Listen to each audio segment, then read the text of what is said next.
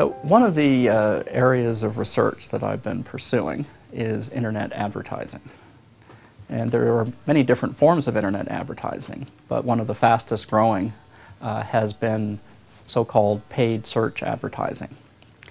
These are the text ads that are served up to internet users by search engines like Google and Yahoo in response to a search query typed in to the search field on Google or Yahoo. And companies pay when internet users or searchers click on these ads and are then taken to the websites of the companies.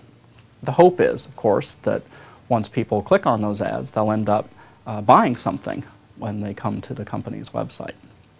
So a question that has arisen with all of the money being pumped into paid search advertising, and it's growing very, very rapidly, is does this money really pay off for the advertiser? Certainly we know it's paid off for Google. The question is it paying off for the advertiser? So that's a lot of what I've been looking at in my areas of research.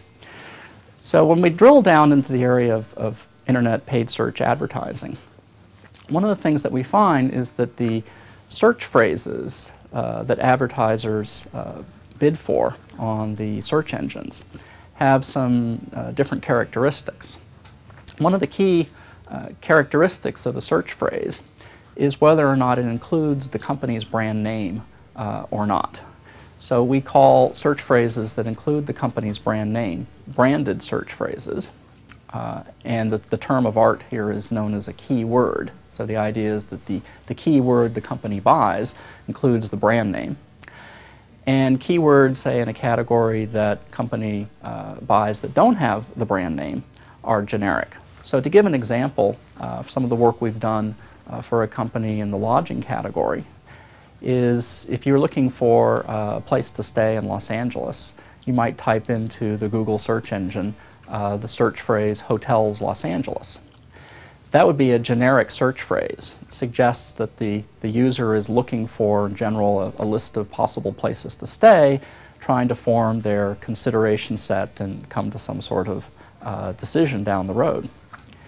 But if somebody types in the specific phrase, say, Hilton Los Angeles, then they're using a branded search phrase.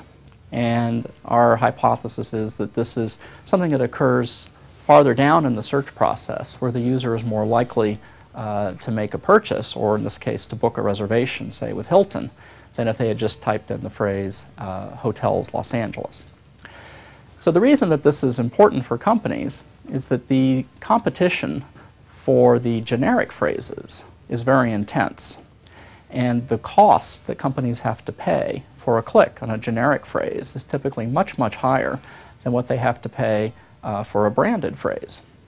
So when you look at the raw data that comes from running a paid search campaign, one of the things that's strikingly clear is how much more expensive these generic phrases are than the branded phrases.